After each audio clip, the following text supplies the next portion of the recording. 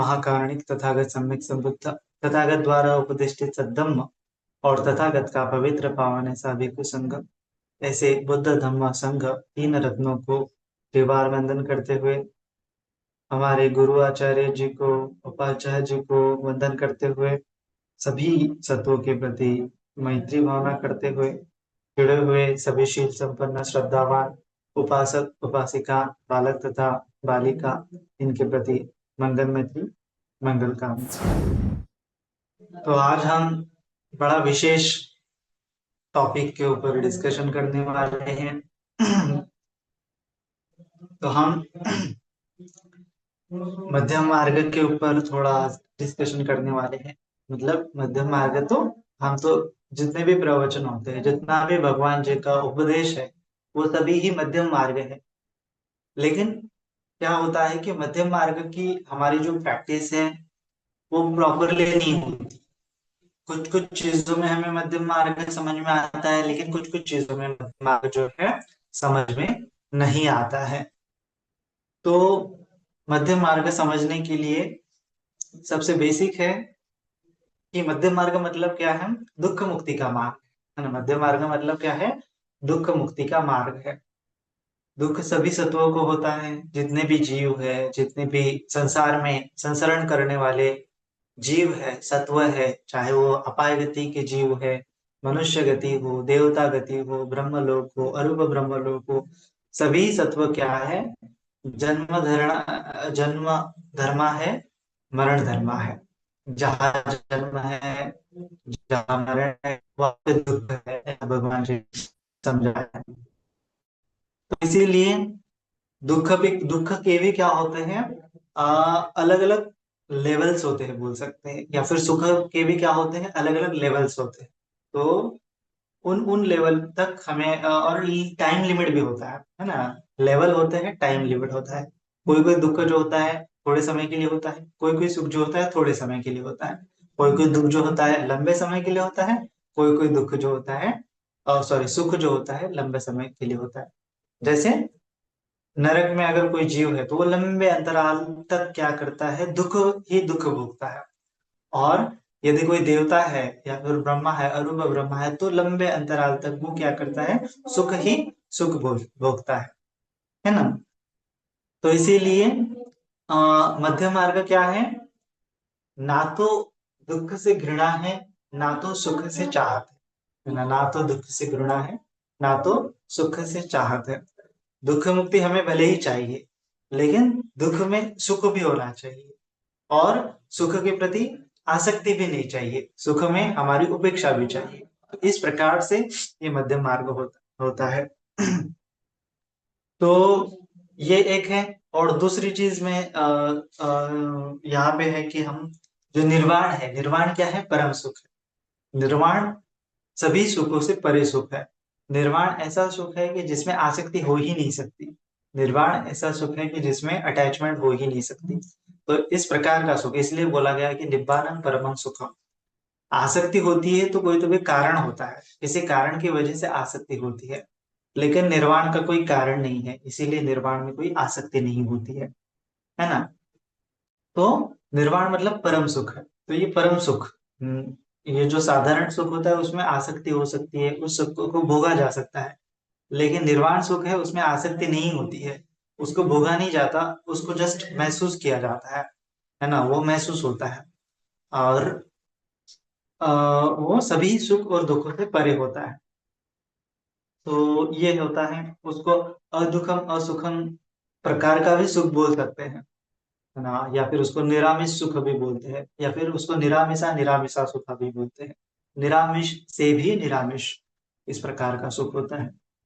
तो ये सब चीजें हैं निर्वाण के बारे में। तो जैसे मैं यहाँ पे तो आज दो सूत्र के बारे में डिस्कस करने वाला था। कि क्या होता है, कभी कभी बहुत सारे लोगों की धारणाएं होती है। कैसी धारणाएं होती है? कि जो निर्वाण होता है वो पूर्व जन्म के कर्मों का ही है, तभी निर्वाण होता है। ऐसे लोगों की बहुत सारी धारणाएं होती है ना। और अलग अलग धर्म संप्रदाय की अलग अलग मान्यता होती है। जो मुक्ति बोल सकते हैं, निर्वाण को क्या बोलते हैं, मुक्त अवस्था बोलते हैं। तो सभी धर्म संप्रदाय में मुक्ति की कुछ ना कुछ तो भी अवस्था है ना। तो वह ऐसा मानते हैं कि किसी ईश्वर ईश्वर के कारण से हमें मुक्ति मिलती है।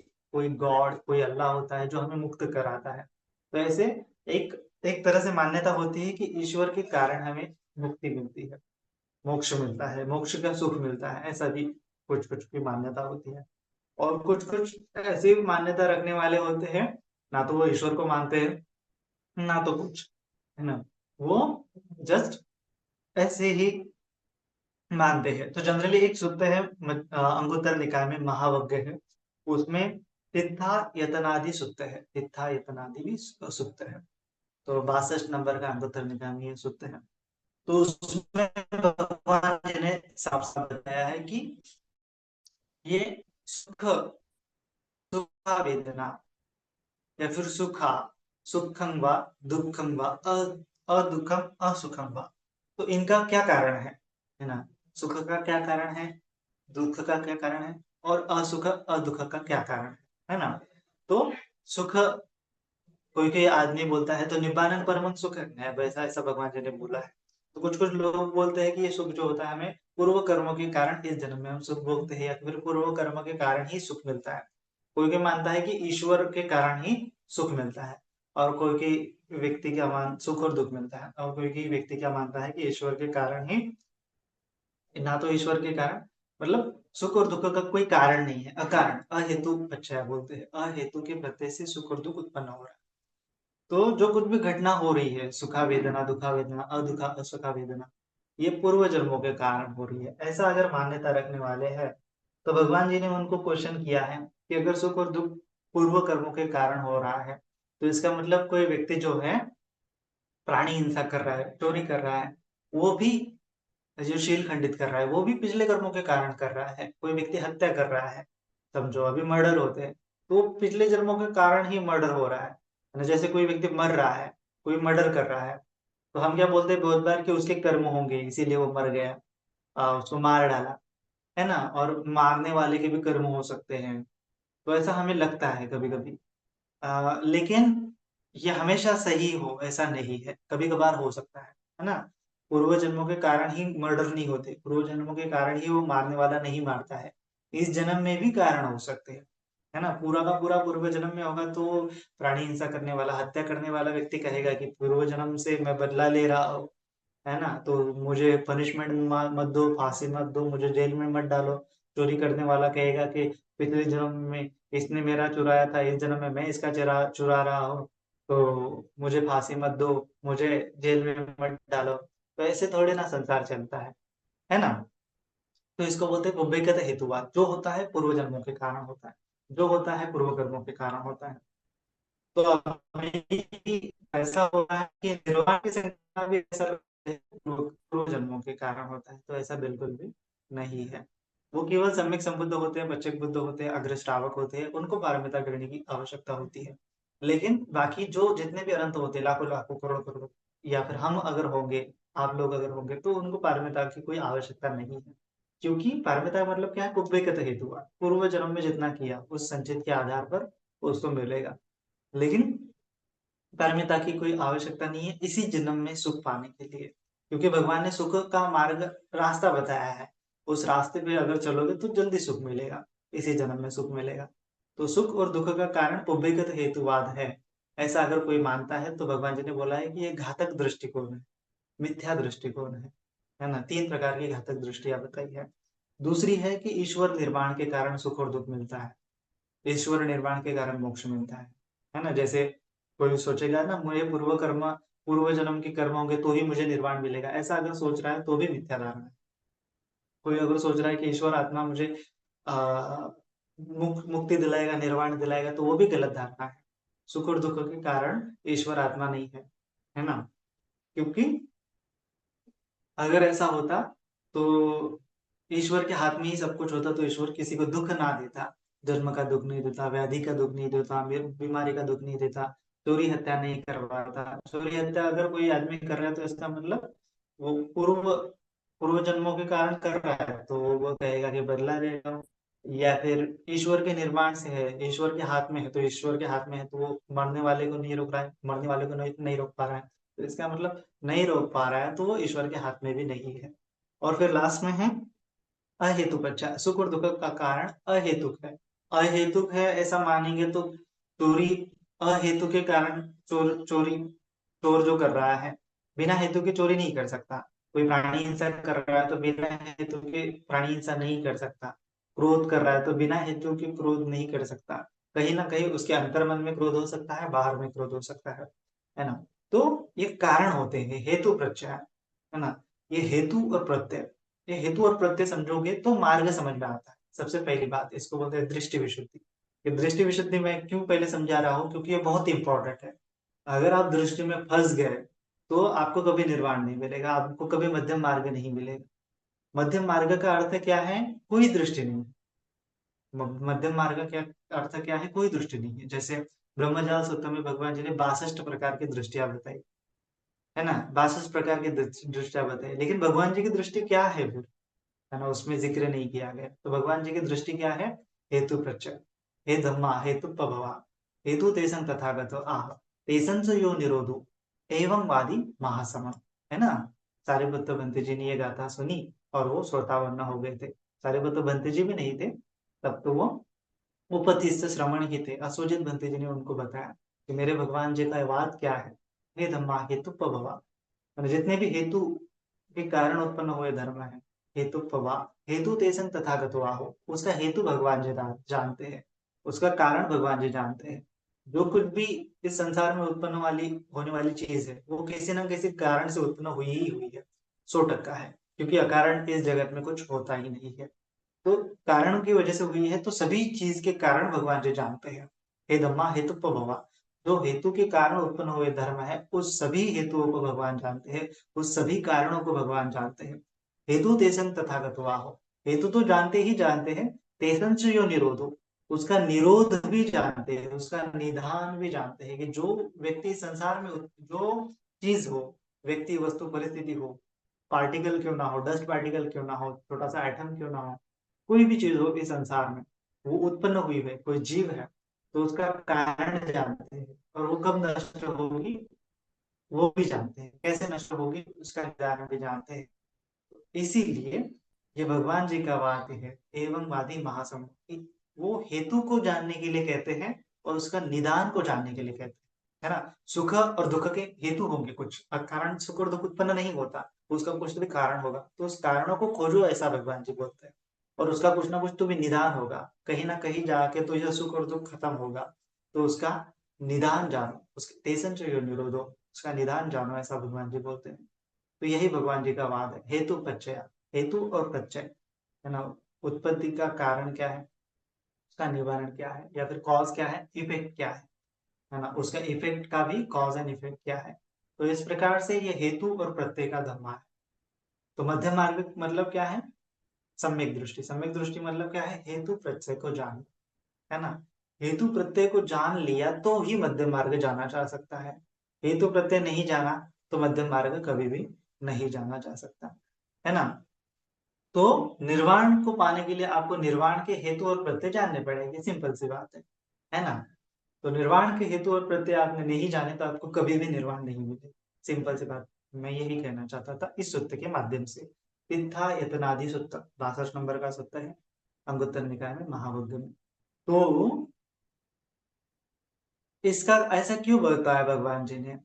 इसके पीछे कारण है। अभी हम मेडिटेशन के ऊपर आते हैं। हाँ, मेडिटेशन के ऊपर आते हैं। अभी मेडिटेशन में हम क्या कर लेते हैं, गड़बड़ कर लेते हैं, है ना। मध्यम मार्गों को समझना है तो मेडिटेशन में बहुत इजीली समझ जाता है मध्यम मार्ग, और बहुत इजीली उसकी प्रैक्टिस की जाती है।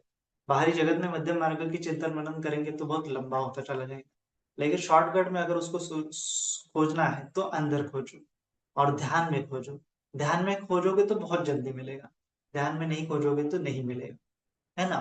तो इसीलिए ध्यान में कैसे खोजना है ना, तो उसके ऊपर हम डिस्कस करने वाले हैं। बेसिकली आज हम डिस्कस करने वाले हैं सम्यक समाधि के बारे में, क्योंकि सम्यक समाधि ही मतलब ही मध्यम मार्ग है ना। मध्यम मार्ग का मतलब क्या है? सम्यक समाधि है। क्योंकि सम्यक समाधि का मतलब क्या है? सम्यक दृष्टि, सम्यक संकल्प, सम्यक वाचा, सम्यक कर्मांत, सम्यक आजीविका, सम्यक व्यायाम, सम्यक स्मृति, इन सातों का मिला के जो घटित हो जाता है उसको बोलते हैं सम्मा समाधि। तो यह आर्य अष्टांगिक मार्ग ही मध्यम मार्ग है, दुख मुक्ति का मार्ग है ना। तो इसको ही भगवान जी ने बोला है मध्यमा पटिपदा, कथमंच भिक्खवे मध्यमा पटिपदा, है ना। संयथिदं सम्मा दिट्ठि, सम्मा संकल्पो, सम्मा वाचा, सम्मा कम्मन्तो, सम्मा आजीवो, सम्मा वायामो, सम्मा सति, सम्मा समाधि। तो ये मध्यम मार्ग है। वो तो आपको पता है कि काम भोगों का नहीं जीवन जीना है, अत्थ केल माता, खुद को टॉर्चर भी नहीं करना है। तो मेडिटेशन में भी वही करना है, ना तो सुखा संवेदना में लिप्त होना है, ना तो दुखा संवेदना में खुद को टॉर्चर करना है। मध्यम आकार से देखना है, मध्यम आकार से अभ्यास करना है। अभी सम्यक समाधि के ऊपर आएंगे, थोड़ा इससे पहले मैं सम्यक समाधि के ऊपर आएंगे। तो सम्यक समाधि में मतलब क्या है कि केवल मन की एकाग्रता नहीं है। सम्यक समाधि मतलब क्या है, केवल मन की एकाग्रता नहीं है ना। तो हम जानेंगे कि एक और सूत्र है, एक लोणक पल्लवज्ञ है ना। लोणक पल्लवज्ञ है अंगुत्तर निकाय में, अंगुत्तर निकाय में 10वां वग्ग है। महावग्ग 6 नंबर का वग्ग है, 10वां वग्ग है लोणक पल्लव वग्ग। पिछले बार हमने जो लोणक पल्लव सूत्र के बारे में देखा था कि जो नमक, खारा पानी ग्लास में डालेंगे उतना ही नमक तो बहुत ज्यादा खारा लगेगा, गंगा नदी में नमक डालेंगे तो खारा नहीं लगेगा, है ना। तो अपना चित्त का विस्तार जितना होगा उसके आधार पर हमें कम दुख होगा, कम विपाक आएगा, है ना। अगर चित्त संकुचित है तो ज्यादा, छोटा सा विपाक भी ज्यादा दुख देगा, दर्द देगा, ज्यादा बड़ा लगेगा।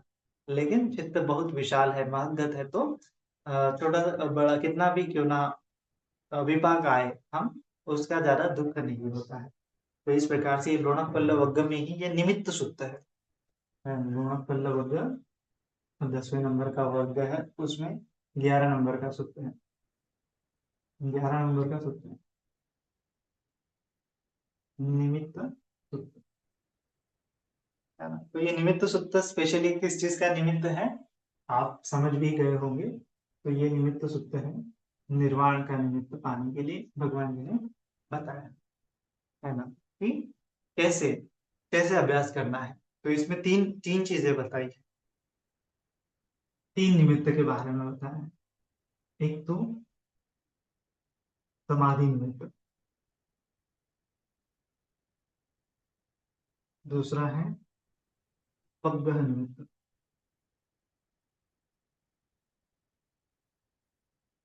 और तीसरा है उपेक्षा निमित्त।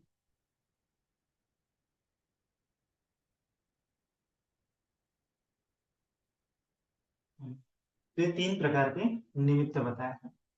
तो आपको आया ही होगा इससे आइडिया कि क्या करना है क्या नहीं करना है। तो पहले प्रकार का निमित्त है समाधि निमित्त।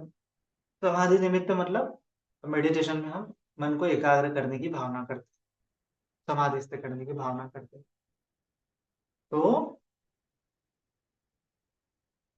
कभी कभी क्या होता है कि हम बहुत ज्यादा मन को एकाग्र करने की कोशिश करते हैं, ज्यादा मन को एकाग्र कर लिया तो क्या होता है कि हम आलम्बन पे फोकस करते हैं, लेकिन आलम्बन के इर्द गिर्द क्या हो रहा है उसको हमें पहचान नहीं होता, तो उसकी हमें स्मृति नहीं होती।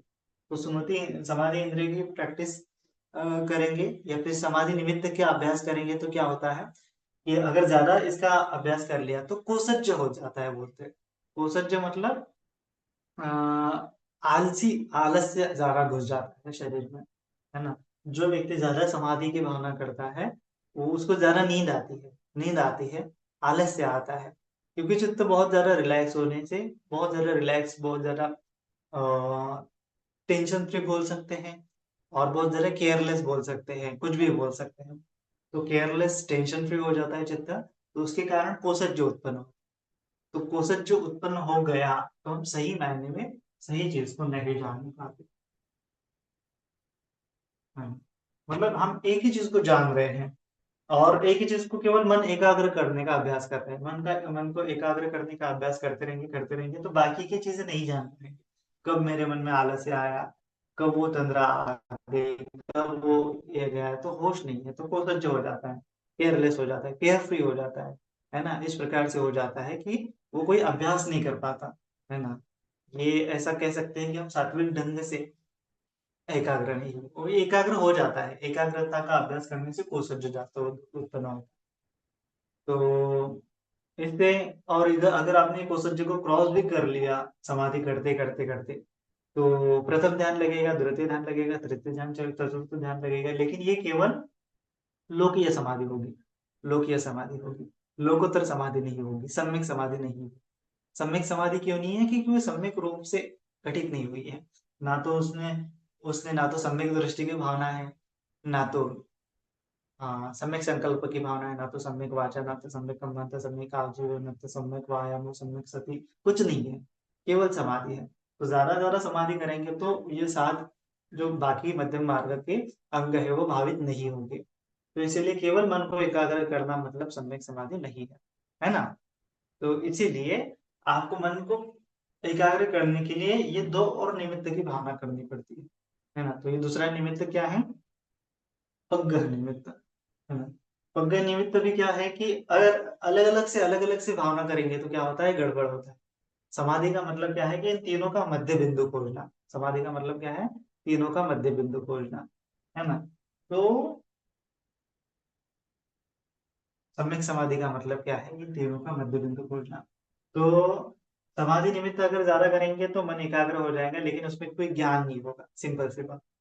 उपग्रह निमित्त की भावना करेंगे मतलब ऊर्जा, ज्यादा ऊर्जा लगा के ध्यान करने की कोशिश करेंगे, तो इसका एक दोष है बोला है। तो इसका एक दोष क्या है कि ज्यादा ही आप ये कर रहे हो, ज्यादा कर रहे हो तो क्या हो जाएगा? वीर्य इंद्रिय की भावना होगी। वीर्य इंद्रिय की भावना ज्यादा हो जाएंगी तो बाकी का जो इसका अपोजिट इंद्रिय होता है वो समाधि नहीं होगी, है ना? चित्त उद्धच्च हो जाएगा, चित्त में उद्धच्च उत्पन्न हो जाएगा, मतलब चित्त चंचल चंचल चंचल रहेगा, स्थिर नहीं होगा, अस्थिर हो जाएगा, है ना? चित्त क्या हो जाएगा? अस्थिर हो जाएगा। इसकी भावना ज्यादा करने से, ये पग्गह निमित्त की भावना करने से, कभी कभी आप लोग बहुत ज्यादा परिश्रम करते, बहुत ज्यादा मेडिटेशन करने की, स्ट्रॉन्ग मेडिटेशन करने की कोशिश करते, चित्त को ऐसे मतलब पता कुछ नहीं और जानबूझ के ऐसे मन को एका स्थिर करने की कोशिश कर रहे हैं, लेकिन स्थिर नहीं हो पा रहा, है ना? तो मतलब क्या है? चित्त उद्धच है, चित्त फैला हुआ है, चित्त बिखरा हुआ है, और चित्त समाहित नहीं है। तो इसीलिए ये दोनों की भावना करनी पड़ती है ना? ये दोनों की भावना करनी पड़ती है, नहीं की तो ये नहीं हो पाएगा। तो इसको इंद्रियों को समान करने की भावना भी आपने बहुत बार सुनी होगी, है ना? तो श्रद्धा इंद्रिय है, स्मृति इंद्रिय है, वीर्य इंद्रिय है, समाधि इंद्रिय है, प्रज्ञा इंद्रिय है, तो पांचों को समान करना पड़ता है। पांचों को जब समान करेंगे तब जाके सम्यक समाधि है। तो पांचों में से तीन बहुत इंपॉर्टेंट है। एक तो समाधि इंद्रिय हो गई, एक होता है पग्गह इंद्रिय, मतलब वीर्य इंद्रिय। तो वीर्य इंद्रिय की वीर्य ज्यादा लगाएंगे, पुरुषार्थ ज्यादा करेंगे तो मन और ज्यादा चंचल होता, अस्थिर होता चला जाएगा। तो इसीलिए इसको बैलेंस करने के लिए मन को समाहित करना, समाधि निमित्त करना बहुत अनिवार्य है, समाधि की भावना करना बहुत अनिवार्य है।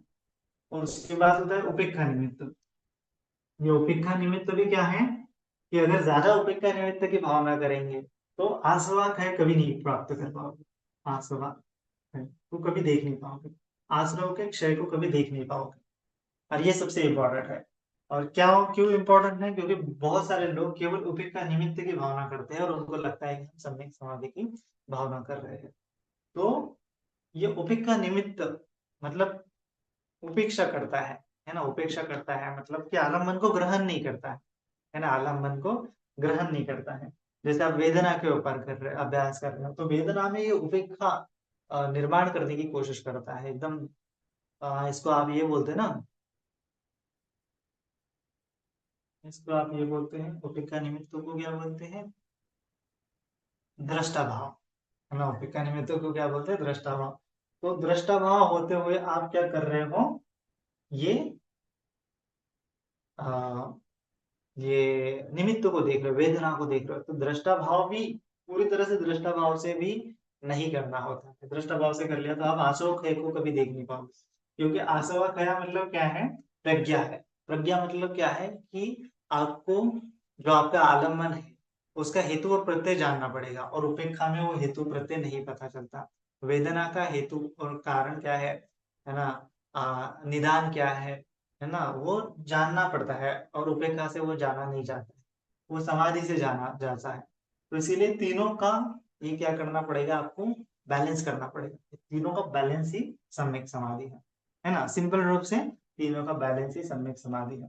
तो आपको समझना पड़ेगा कि ज्यादा समाधि की भावना करेगी तो कोसज्ज उत्पन्न होता है, ज्यादा वीर्य लगा के भावना की तो उद्धच्च निमित्त, उद्धच्च मन अस्थिर होता चला जाता है। उपेक्षा की ज्यादा भावना की तो आपको ज्ञान ही नहीं मिलेगा, ये आसवक है, ज्ञान नहीं मिलेगा। आसवक है को जान ही नहीं सकता, जान नहीं सकता तो साधना कैसे हुई, सम्यक समाधि कैसे हुई? सम्यक समाधि तो ज्ञान की भावना है, ज्ञान होना चाहिए, अनुभूति का ज्ञान होना चाहिए। लेकिन इसमें क्या होता है, जैसे आप उदयवे को जानने की कोशिश करेंगे, ज्यादा उपेक्षा निमित्त है तो आप उदयवे का कभी भी अभ्यास नहीं कर पाओगे, है ना। उदयवे आपको फील ही नहीं होता है। तो इसीलिए ये अनित्य का बोध, दुख का बोध, अनात्म का बोध, ये करने के लिए आपको ये तीनों चीजों को एक साथ प्रैक्टिस करनी पड़ती है। और जब तक ये एक साथ नहीं होगी तो ज्ञान नहीं होगा, है ना, ज्ञान नहीं होगा। तो सम्यक समाधि मतलब क्या है? ज्ञान से, ज्ञान के साथ मन स्थिर होता जा रहा है। सम्यक समाधि मतलब क्या है कि ज्ञान के साथ स्थिर होता जा रहा है। ज्ञान क्या? सम्यक दृष्टि का ज्ञान, या फिर ज्ञान क्या? दुख का ज्ञान, दुख समुदय का ज्ञान, दुख निरोध का ज्ञान, दुख निरोध परिबद्धगामिनी का ज्ञान, या फिर सिंपल रूप से कहेंगे तो दुखा वेदना का ज्ञान, सुखा वेदना का ज्ञान। ज्ञान का मतलब क्या है? ये दुख कहाँ से उत्पन्न हो रहा है, ये दुख कहाँ जाके नष्ट होता है, ये सुख कहाँ से उत्पन्न हो रहा है, ये सुख कहाँ जाके नष्ट होता है ना। ज्ञान का मतलब क्या है? दुख कहाँ से उत्पन्न हो रहा है, और मतलब, है ना, वेदना का ज्ञान मतलब क्या है कि वेदना कहाँ से उत्पन्न हो रही है, कहाँ जाके नष्ट हो रही है। मतलब वो स्पेस में नहीं, मतलब आपको मन में, है ना, मन में कहाँ जाके उत्पन्न हो रही है, कहाँ जा, किस आधार पर उत्पन्न हो रही है और किस आधार से नष्ट हो रही है, किस आधार पर सुखा वेदना उत्पन्न हो रही है, किस आधार पर नष्ट हो रही है ना। क्या करने से सुखा वेदना उत्पन्न हो रही है, क्या करने से नष्ट हो रही है, क्या करने से दुखा वेदना उत्पन्न हो रही है, क्या करने से दुखा वेदना नष्ट हो रही है, इसको बोला जाता है ज्ञान, प्रज्ञा, पन्या, है ना। वरना मतलब क्या है? किस आधार पर वेदना उत्पन्न हो रही है, किस आधार पर वेदना नष्ट हो रही है, किस आधार पर। कारण मतलब क्या है? कारण मतलब आधार, चित्त में कुछ ना कुछ है जिसकी वजह से वो वेदना उत्पन्न हो रही है, उसको भी बोलते हैं आश्रम, उसको भी बोलते हैं अविद्या, उसको भी बोलते हैं संस्कार, है ना। अविद्या बच्चा संखार, संखार बच्चा विज्ञान, विज्ञान बच्चा नाम रूप बच्चा सड़ाचन, सड़ाचन बच्चा भस्म बच्चा वेदना। तो ये वेदना कहाँ से उत्पन्न हो रही है? ये आश्रव की वजह से, ये संस्कारों की वजह से, है ना। ये संस्कार और आश्रव क्या है? वेदना का आधार है। और संस्कार और आश्रव निकाल दिया जाए तो ये वेदना का आधार भी खत्म हो जाएगा, वेदना भी खत्म हो जाएगी, चाहे वो सुखा वेदना हो, चाहे वो दुखा वेदना हो। तो इस प्रकार से आधार को जानना, कारण को जानना मतलब आधार को जानना, है ना। जैसे बिल्डिंग होती है तो दूसरा मंजिल इमारत है तो उसका कारण क्या है? पहला मंजिल है, पहला मंजिला इमारत, पहला मंजिला ही नहीं होगा तो दूसरा कहाँ से आएगा? या फिर जो बेस ही नहीं होगा तो उसके आधार पर बिल्डिंग कैसे उत्पन्न होगी? तो वही बेस ही उसका कारण है ना। जैसे धरती ही नहीं तो वृक्ष कहाँ पे होगा? वृक्ष हवा में थोड़ी ना उगते हैं, धरती उनका आधार होता है, धरती धरती ही उसका कारण होता है। ठीक उसी प्रकार से वेदना ये संस्कारों और आश्रम का आधार लेते हुए उत्पन्न होती है। तृष्णा, तृष्णा आश्रव और उसको बढ़ाती है ना। तो इसका आश्रव और संस्कारों का आधार नहीं रहेगा, तृष्णा का आधार ही नहीं रहेगा तो वेदना भी उत्पन्न नहीं होगी। तो इसीलिए शेष विराग निरोधो, संखार निरोधो, संखार निरोधा विज्ञान निरोधो, विज्ञान निरोधा नाम रूप निरोधो, नाम रूप निरोधा सड़ायतन निरोधो, सड़ायतन निरोधा फस्य निरोधो, फस्य निरोधो वेदना निरोधो, वेदना का निरोध होगा, वेदना का निरोध होगा तो तृष्णा का निरोध होगा, तृष्णा का निरोध होगा तो उपादान, उपादान निरोध होगा तो भव निरोध होगा, भव निरोध होगा तो जाति निरोध होगी, जाति निरोध होगा तो जरा मरण शोक परिदेव दुख दोमन सुख पायासा निरुद्धन्ति एवं एतस्य केवलस्य दुख खंडस्य निरोधो भवति। तो ये दुख निरोध का सत्य भगवान जी ने वहां पे समझाया है। तो ये दुख निरोध को खोजना पड़ेगा, दुख समुदय को खोजना पड़ेगा, खोजना पड़ेगा मतलब आधार खोजना पड़ेगा। दुखद वेदना है तो दुखद वेदना का आधार खोजना पड़ेगा, सुखद वेदना है तो सुखद वेदना का आधार खोजना पड़ेगा, है ना। तो इस प्रकार से आपको ये विपස්සना करनी है। विपස්සना में ये तीन अगर मिक्स हो जाते हैं तो जाके सम्यक समाधि है ना। और आ, पहले जो मैंने बताया था ना कि हम वो बोल रहे थे ना, जैसे कि इसमें क्या होता है, ज्यादा मन एकाग्र करने की भावना की, समाधि की भावना की तो हमें ज्ञान नहीं होगा। तो समाधि मतलब सम्यक समाधि मतलब ज्ञान के साथ मन को स्थिर करना, ठीक है। तो जो मैंने तित्थ यतनादि सुत्त के बारे में जिक्र किया था कि भगवान जी ने बताया था कि सुख का कारण दुख का कारण और अदुख का कारण, है ना। अभी आ गए ना आप वो विपස්සना के ऊपर, वेदना के कारण को जानने के ऊपर। तो अगर हम सोचेंगे कि ये वेदना पूर्व कर्मों के कारण, पूर्व जन्मों के कारण उत्पन्न हो रही है, तो भी गड़बड़ हो जाएगी। अगर हम सोचेंगे कि ये वेदना किसी ईश्वर की वजह से उत्पन्न हो रही, तो भी उसका सही ढंग से कारण नहीं जान पाएंगे। और लास्ट में है कि अगर कोई सोचेगा कि ये बिना हेतु के उत्पन्न हो रही है, तो भी सही मायने में ज्ञान हम उत्पन्न नहीं कर पाएंगे, है ना। तो ये तीन चीजें हैं। तो जैसे है ना कि मैं ये बार बार उदाहरण देता हूँ कि भगवान जी ने ये घातक दृष्टियां क्यों बताई है कि सब जो कुछ भी होता है पूर्व जन्मों के कारण उत्पन्न होता है, जो कुछ भी होता है पूर्व जन्मों की वजह से होता है, सुख और दुख। तो ऐसा भगवान जी ने क्यों नहीं माना? किसी ईश्वर के कारण होता है ऐसा क्यों नहीं माना? अहेतु के कारण होता है ऐसा क्यों नहीं माना? क्योंकि इसके पीछे लॉजिक है। क्या लॉजिक है? कि जैसे ईश्वर को मानने वाले लोग होते हैं, वो क्या मानते हैं कि हर चीज के पीछे वो ईश्वर को ढूंढने की कोशिश करते हैं। जैसे बच्चा क्यों होता है, तो ईश्वर ने दिया। ये ईश्वर ने ईश्वर की वजह से दिया। तो ऐसी अगर दृष्टि रहेंगी तो हम सही कारण नहीं जान पाएंगे, सही कारण नहीं जान पाएंगे, है ना। तो ऐसे क्या, इससे क्या होगा, प्रज्ञा का कभी विकास नहीं होगा और वो व्यक्ति मिथ्या दृष्टि में फंसा रहेगा और ऐसा व्यक्ति दुख में फंसता चला जाएगा। अगर यही सेम मानेंगे कि मुझे जो दुख मिल रहा है, मुझे जो सुख मिल रहा है किसी ईश्वर के कारण मिल रहा है, तो नहीं हो पाएगा। आप सही ढंग से सुख को निर्माण ही नहीं कर सकते, निर्वाण का साक्षात्कार नहीं कर सकते, निर्वाण की भावना नहीं कर सकते, क्योंकि आपको पता ही नहीं कि किस आधार पर सुख उत्पन्न हो रहा है। आपको पता ही नहीं कि किस आधार पर दुख उत्पन्न हो रहा है। आप सोच रहे हो कोई और हेतु कुछ और है ना। तो इसीलिए ये मिथ्या हेतु है। उसी के साथ साथ अगर आप कहोगे कि बिना कारण उत्पन्न हो रही वेदना, बिना कारण नष्ट हो रही है, तो भी आपको ज्ञान नहीं मिलेगा, क्योंकि सही ढंग से आपने जाना ही नहीं, है ना। प्रज्ञा का मतलब क्या है कि वो वेदना किस आधार पे उत्पन्न हो रही है, किस आधार पे नष्ट हो रही है, क्या करने से उत्पन्न होती है, क्या करने से नष्ट हो जाती है। तो यह आधार जानना पड़ेगा, उसका कॉज एंड इफेक्ट जानना पड़ेगा। तो ये कॉज एंड इफेक्ट के लिए बहुत घातक है ईश्वर निर्माण दृष्टि, और ईश्वर निर्माण हेतु और उसके बाद अहेतु पश्चात, मतलब कोई हेतु ही नहीं, कोई कारण नहीं है, बिना कारण उत्पन्न हो रहा है। तो ये दो दृष्टि। और तीसरी है पुब्बेगत हेतुआ। पुब्बेगत हेतुआ, कारण ही नहीं पता, वेदना किस कारण से उत्पन्न हो रही है। अभी बहुत सारे लोग बोलते हैं, मेडिटेशन करते हैं और वो बोलते हैं कि नहीं हो रहा है, नहीं हो रहा है, नहीं हो रहा है, नहीं हो रहा है। तो वो क्या क्या बोलते हैं कि मेरी पारमिता नहीं, है ना। तो ये क्या हो रहा है, पारमिता नहीं है मतलब पूर्व पूर्व जन्मों का पुण्य नहीं है, ऐसा सोचते हैं, है ना। पूर्व जन्मों का पुण्य नहीं, तो ये मिथ्या दृष्टि, साफ साफ मिथ्या दृष्टि है ना। क्यों ऐसा है? क्योंकि आपको वो छोड़ देना है, वो आपकी पारमिता है नहीं है, वो आपको मेडिटेशन में नहीं लाना है ना। मेडिटेशन करते वक्त आपको आपकी पारमिता नहीं खोजनी है। अगर आप आपकी पारमिता खोजोगे तो मिथ्या दृष्टि, हेतु प्रत्यय आपको पता नहीं चलेगा। आप सोचोगे कि अरे नहीं हो रहा है, नहीं हो रहा है, मेरे पूर्व कर्म नहीं है। आपका माइंड हमेशा पूर्व कर्मों की तरफ जा रहा है, विचिकित्सा उत्पन्न कर रहा है। पूर्व कर्म है कि नहीं है, विचिकित्सा है ये एक प्रकार की। पूर्व कर्म नहीं है इसीलिए नहीं हो रहा है, विचिकित्सा है। विचिकित्सा में ही फंसे रहोगे, निर्वाण को कभी नहीं प्राप्त कर पाओगे। सिंपल है कि वो पात्रता है नहीं है, उसके ऊपर नहीं ध्यान देना पड़ता है। मेडिटेशन मेडिटेशन में ध्यान देना पड़ता है कि जो वेदना उत्पन्न हो रही है वो किस कारण की वजह से, किस आधार की वजह से उत्पन्न हो रही है, और उसका निदान क्या है।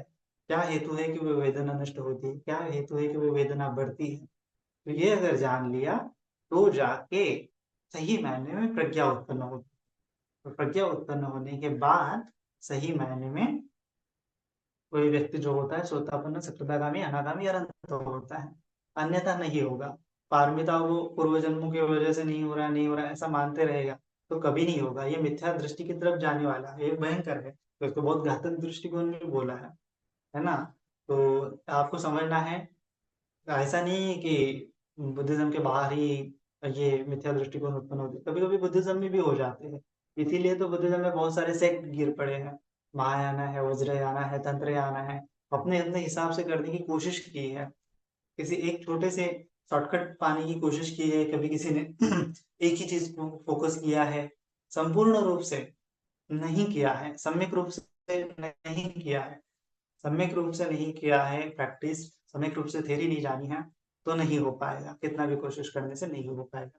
तो इसीलिए मैं ये क्यों बता रहा हूँ, क्योंकि मेडिटेशन करने में समाधि निमित्त रहेगा, तो क्या होगा, मन एकाग्र करने की भी भावना करेंगे तो भी नहीं हो पाए, मन को क्या बोलते हैं उसको, दृष्टा भाव उपेक्षा में भी रखते रहोगे तो भी नहीं हो पाएगा, उसके बाद जोर से पुरुषार्थ करोगे तो भी नहीं हो पाएगा, है ना।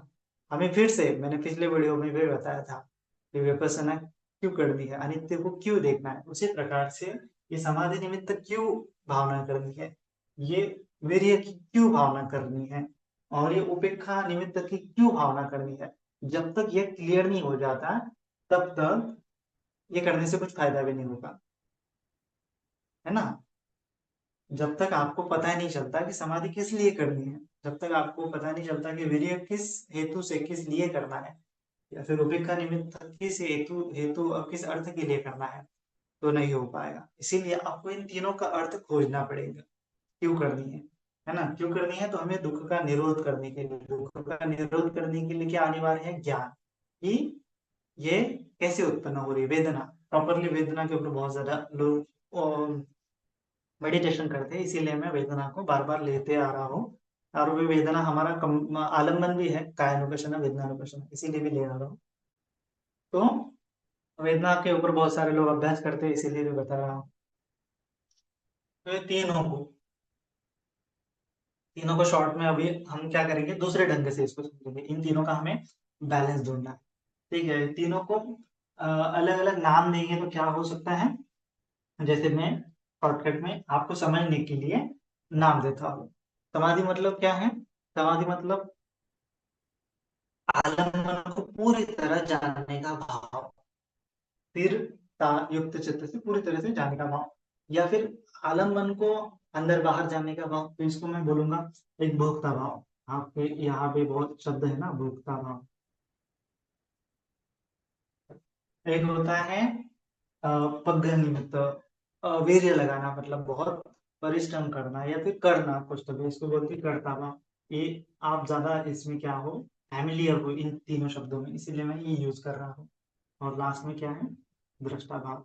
ऐसा भगवान जी ने नहीं बताया, लेकिन ये भगवान जी की फिलोसफी से ही निकले हुए है ना चीजें हैं। तो तीन भाव, एक तो भोक्ता भाव है, एक तो कर्ता भाव है, एक तो दृष्टा भाव है। तो मेडिटेशन मतलब केवल भोक्ता भाव नहीं है, मेडिटेशन मतलब केवल कर्ता भाव भी नहीं है, मेडिटेशन मतलब केवल दृष्टा भाव भी नहीं है। आप दृष्टा भाव को पाने की कोशिश करते हो, लेकिन ये भगवान जी ने नहीं समझाया है। भगवान जी ने क्या समझाया है, इन तीनों का मध्य, है ना, ये तीनों का मीनिंग, क्योंकि दृष्टा भाव रहेगा तो भी सही ढंग से आप आलम्बन को फील नहीं कर पाओगे, है ना। भोक्ता भाव का मतलब क्या है, आलम्बन को पूरी तरह से फील कर।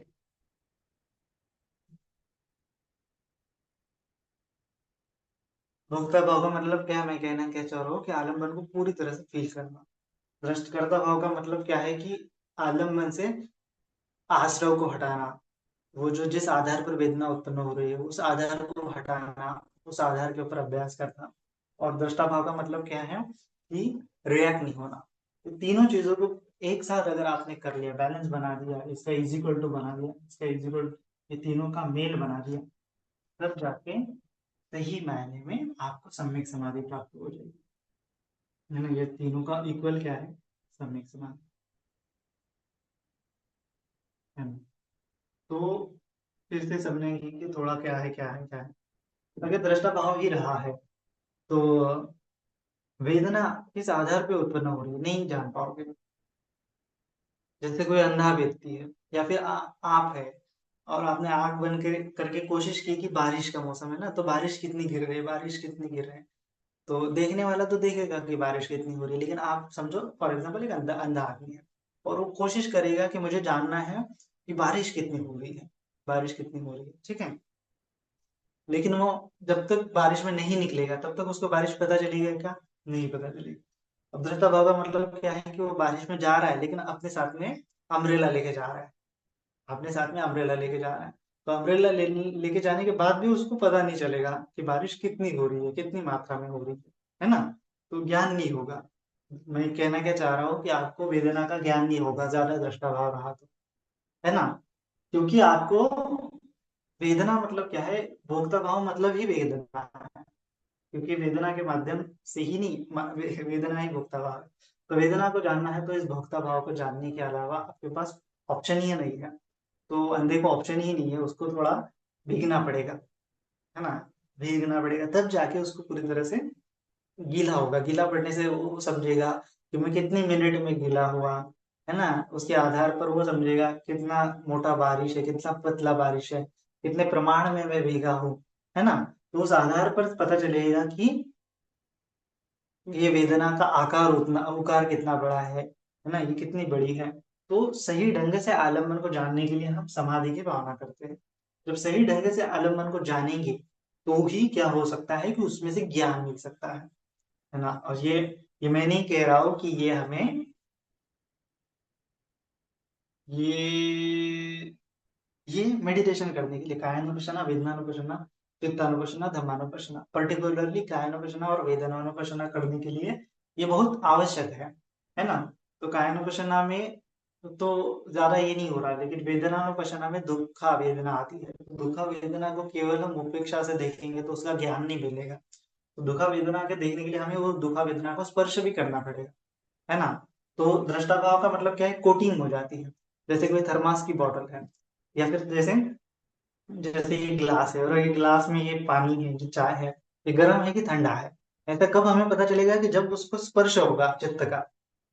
जब उसको चित्त का स्पर्श होगा तभी तो ठंडा गर्म का ज्ञान उत्पन्न होगा। जब चित्त का स्पर्श ही नहीं होगा इसके अंदर के पानी को, तब ज्ञान कैसे होगा। तो चित्त के स्पर्श करने का मतलब क्या है, समाधि निमित्त, है ना। और जो दृष्टा भाव का मतलब वो करना ही नहीं चाह रहा है, मतलब वो दूर से देखने की कोशिश कर रहा है। हाँ, उसको महसूस होता है कि वेदना है, लेकिन वो परिपूर्ण रूप से उसका नेचर नहीं, आगे पीछे से उसका नेचर नहीं समझ पाएगा। जैसे अंधा आदमी है, अगर वो ऐसा कॉरिडोर में बैठा है, दरवाजे में बैठा है, तो उसको मालूम तो होगा कि बारिश गिर रही है, लेकिन कितनी मात्रा में गिर रही है। अगर वो कहेगा कि मुझे मालूम है कि बारिश गिर रही है, मुझे मालूम है कि वेदना हो रही है, लेकिन वो मालूमात नहीं चाहिए अपने को, प्रज्ञा के माध्यम से मालूमात चाहिए। तो आपको ये जाके ऐसे टक करके वापस आना पड़ेगा, है ना। उसको फील करना पड़ेगा, बारिश को फील करना पड़ेगा। वो ठंडा गर्म, दुखा सुखा, कितने इंटेंसिटी में दुख है, कितनी इंटेंसिटी में सुख है, उस इंटेंसिटी को फील करने का मतलब है समाधि निमित्त। उसके बाद है कर्ता भाव। कर्ता भाव का मतलब क्या है, वो कभी मतलब वो चित्त को आलम्बन में ले जाता है, चित्त को आलम्बन से बाहर निकालता है, चित्त को आलम्बन में ले जाता है, चित्त को आलम्बन से बाहर निकालता है ना। चित्त को वो फील भी करवा लेता है, लेकिन कितनी मात्रा में फील करवाना है। जैसे जैसे आपने ये किया, गर्म है कब, तो ऐसा पकड़ के कितनी देर पर तक रहना है, कितनी देर तक नहीं रहना है, ये कर्ता भाव। वो अगर चाहेगा तो लंबे समय तक भी रोक सकता है, नहीं चाहेगा तो नहीं भी रोक सकता। इस प्रकार से कर्ता भाव मतलब आपको चित्त को ले जाके आलम्बन को जानना है, आलम्बन के कारण को जानना है, आलम्बन चित्त को आश्रव में ले जाना है, आश्रव को फील भी करना है, मतलब दुख सुखों को फील भी करना है, और बाहर भी जाना है। अंदर भी लेके जाना है, बाहर भी लेके जाना है, पुरुषार्थ करना है। पुरुषार्थ करने का मतलब क्या है, आता भी संपजानो सतीमा विनयी लोके अविद्या दोमनस्य। तो आता भी मतलब पुरुषार्थ है। पुरुषार्थ कैसे करना है, संपजानो मतलब प्रज्ञा के साथ, है ना, ज्ञान के साथ, सतीमा स्मृति पूर्वक करना है। दो चीजें हैं। तो ये स्मृति को क्या है, हम नेक्स्ट वीडियो में देखेंगे। तो आता भी संपजानो सतीमा विनय के लोके अभिजानो मनस्य। अभिज्ञा और दो मनस्य को दूर करने का आपको पुरुषार्थ करना है। पुरुषार्थ क्या करना है, तब क्या करना है, अभिज्ञा दो मनस्य को दूर को हटाना है। हाँ, मतलब चित्त में ये जो भोक्ता भाव है इसको थोड़ा थोड़ा हटाना है ना। पूरी तरह से भोक्ता भाव नहीं होने देना है, भोक्ता भाव को हटाना है, लेकिन थोड़ा सा रखना है। ना तो ज्यादा रखना है, ना तो कम रखना है। कर्ता भाव भी सेम ही आपको प्रैक्टिस करनी है। ना तो ज्यादा कर्ता भाव रखना है, ना तो ज्यादा दृष्टा भाव रखना है। और दृष्टा भाव की भी आपको वही प्रैक्टिस करनी है कि ना तो ज्यादा दृष्टा भाव रखना है, और ना ही आपको ज्यादा भोक्ता भाव रखना है। तो ये तीनों चीजें हैं। तो ये तीनों चीजों का बैलेंस जब बन जाता है तो जाके सम्यक समाधि है, तो जाके मध्यम मार्ग। मध्यम मार्ग का मतलब क्या है, कि तीनों का मध्य आपको खोजना पड़ेगा। और तीनों का मध्यम मार्ग खोज लिया आपने, तो जाके आपको यथाभूत ज्ञान दर्शन होगा। यथाभूत होगा, यथाभूत होने के बाद आपका आश्रव खत्म हो जाएगा। यथाभूत नहीं हुआ तो नहीं हो पाएगा। और ये तीनों का मध्य मिल रहा है, इसका मतलब क्या है, आपको कुछ ना कुछ तो भी ये होगा। ज्यादा अगर आपने उपेक्षा की भावना, यहाँ पे भगवान जी ने समझाया है कि ये अगर तीनों का अगर आपको बैलेंस हो जाता है, मध्यम दिख जाता है, तो चित्त कैसा होगा, मुदुंच, चित्त मृदु हो जाएगा, मृदु हो जाएगा। उसके बाद कम्मनियंच, चित्त एकदम कर्म करने के लिए एकदम व्यवस्थित हो जाएगा। जो चाहे वो चित्त के आधार पर हम कर सकते हैं। हम चित्त को जहां चाहे वहां रख सकते हैं। चाहे चित्त को यहाँ रखना है यहाँ रखेंगे, यहाँ रखना है यहाँ यहाँ हिलाएंगे, यहाँ ऐसा हैंगे, ऐसा करेंगे, वैसा करेंगे, जो चाहे। जैसे मैं हाथ को मेरे मन चाहा ढंग से हिला पा रहा हूँ, उसी प्रकार से चित्त को भी मन चाहा ढंग से हिला पाता हो, तो उसको बोलते कम्मनियंच। फिर उसको बोलते हैं पभस्सरंच। पभस्सरंच, पभस्सरंच मतलब आपके आंखों के सामने मानो एक प्रभा होगी। जैसे आप आंख बंद करोगे ना, तो अभी आपके आंखों के सामने क्या होता है, कुछ दिखता है, लाल दिखता है, कुछ ऐसे स्ट्रक्चर दिखते हैं, कुछ ऐसा कुछ तो भी दिखता है। लेकिन जब सम्यक समाधि होगी तो क्या होगा कि एकदम माने कि लाइट है, और लाइट पूरी तरह से सही सभी जगहों में आपको फील होगा। वो ऐसा नहीं कि लाइट ही होगा, वो जस्ट आपको फील होगा। आंखों के सामने जब भी आप आंखें बंद करोगे तो आपको देखने की कोशिश करोगे तो ऐसा येलोइश येलोइश दिखेगा, है ना। अगर उपेक्षा के बाद ज्यादा भावना की तो आपको येलोइश येलोइश नहीं दिखता है, थोड़ा सा डार्क डार्क दिखता है ना। और इसका किया तो पग्ग निमित्त का तो आपको वो अस्थिरता, अस्थिर ज्यादा फील होगा, है ना, अस्थिर ज्यादा फील होगा, स्टेबिलिटी नहीं दिखेगी। और समाधि का ज्यादा किया तो आपको जो निमित्त है वो निमित्त दिखेगा। लेकिन तीनों का अगर बैलेंस बना दिया तो पवसरंज, एक एक समान जैसे प्रभा होती है सूर्य की, जैसे सूरज निकलता है तो एक लाली सुबह सुबह निकलता है ना, जो प्रकाश, वो प्रकाश सभी तरफ एक ही होता है।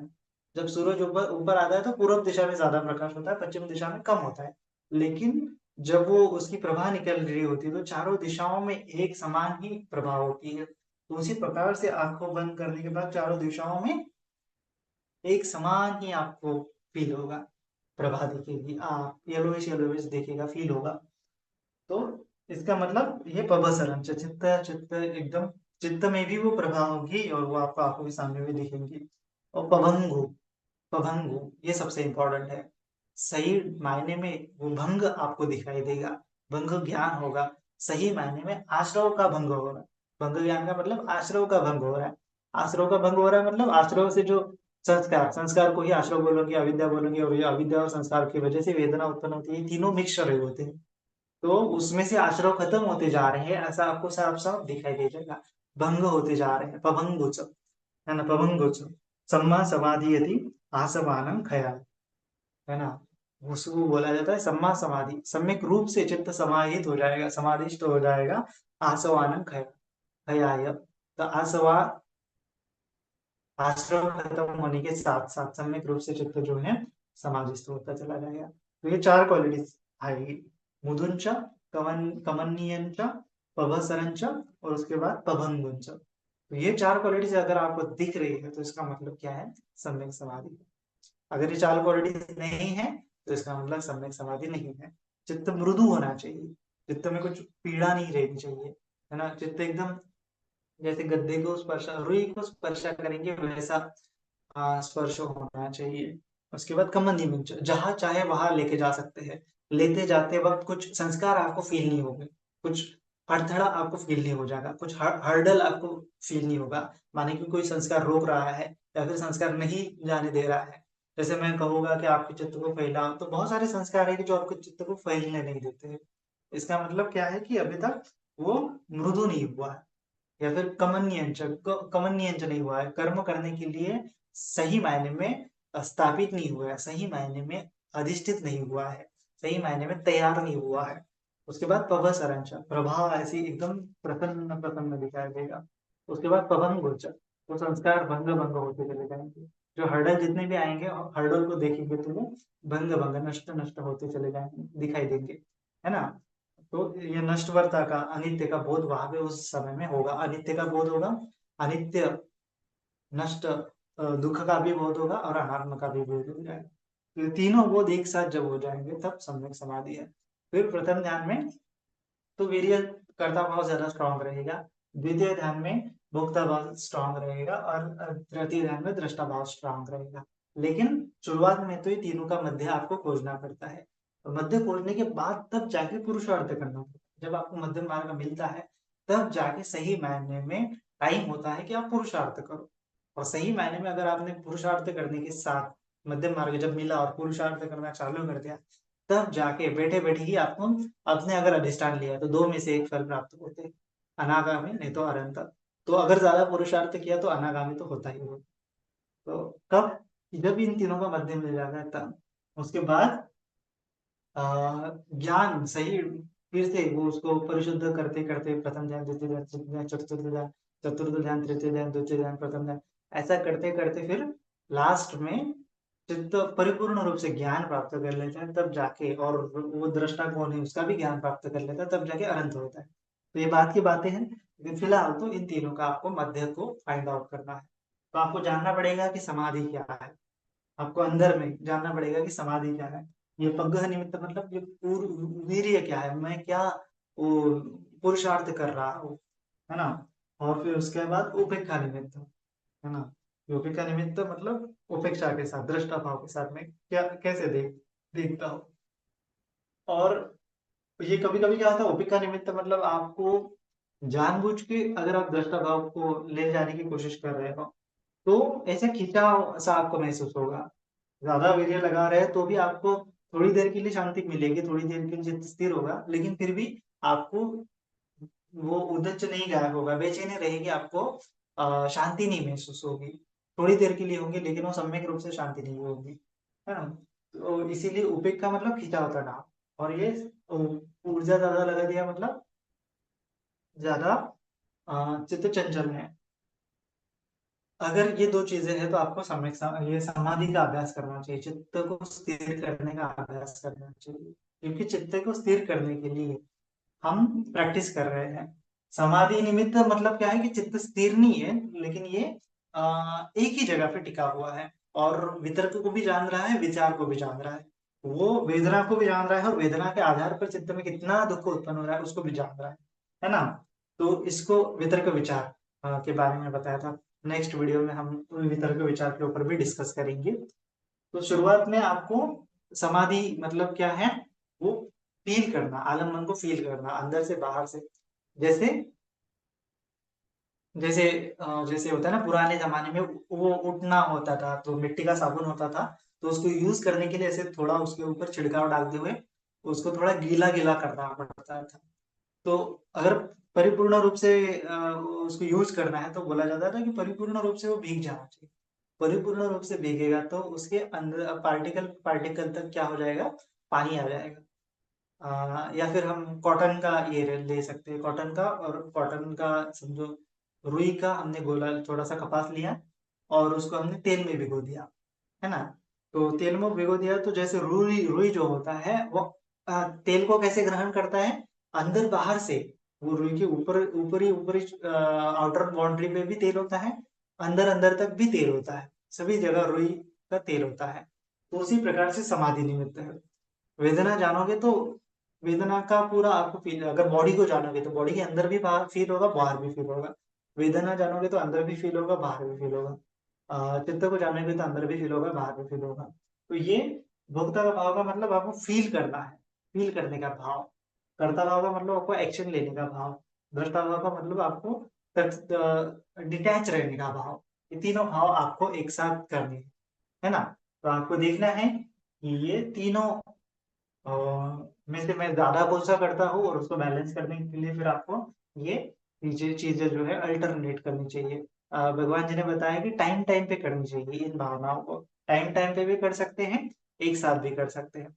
टाइम टाइम पे थोड़ा थोड़ा वीर्य ज्यादा लगाने के बाद आपको मन को स्थिर रखने का अभ्यास करना है, ऐसा भी आप कर सकते हैं। थोड़ी उपेक्षा में जाने के बाद फिर से मन को थोड़ा स्थिर करने का अभ्यास कर सकते हैं, थोड़ा वीर्य लगाते हुए वो आलम मन को महसूस करने का अभ्यास कर सकते हैं। महसूस करना है, महसूस करने के बाद जैसे जैसे जैसे अंगारा है, अंगारे है, और अंगारे को कैसे चित्त ऐसे हाथ टच करेंगे और कितना गर्म है कितना गर्म नहीं है, ऐसा पता चलेगा ना। तो थोड़ा पता करना है, थोड़ा पीछे जाना है, थोड़ा पता करना है, थोड़ा पीछे जाना है, थोड़ा पता करना है, थोड़ा पीछे जाना है। फिर एक समय आएगा कि हम पूरा उसको टच कर सकते हैं लंबे समय तक, तो वही है।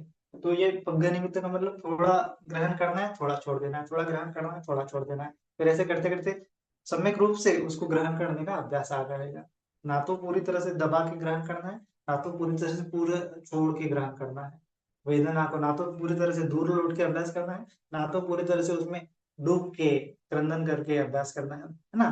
तो मध्यम आकार से, मध्यम खिंचाव से, है ना। ना तो ज्यादा खिंचाव होना चाहिए, ना तो ज्यादा तनाव होना चाहिए, एकदम मध्यम आकार से, है ना।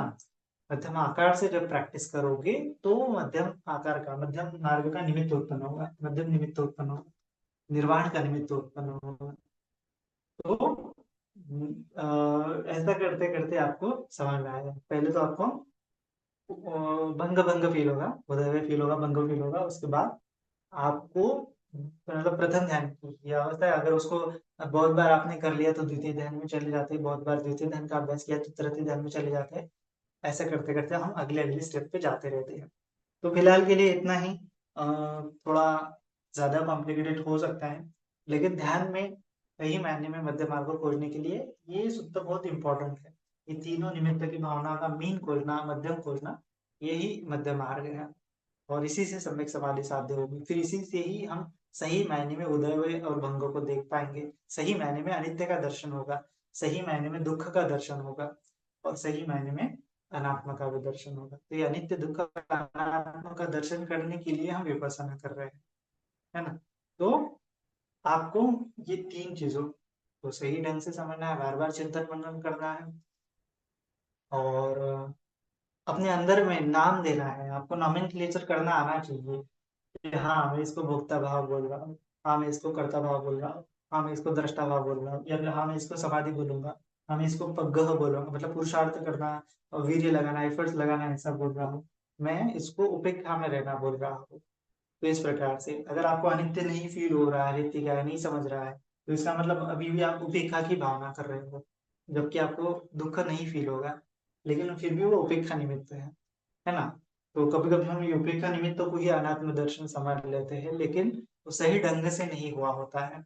अनात्म दर्शन आ जाता है तो आपको एक बार चित्त अनात्मा का दर्शन कर लेता है, तो उसके बाद चित्त अपने आप उपेक्षा में चला जाता है ना। उपेक्षा में जाने का प्रयास नहीं करना पड़ता है। अगर आपको प्रयास करना पड़ रहा है, वो पग्गा लगाना पड़ रहा है, तो इसका मतलब अभी तक अनात्मा का दर्शन प्रॉपरली नहीं हुआ है।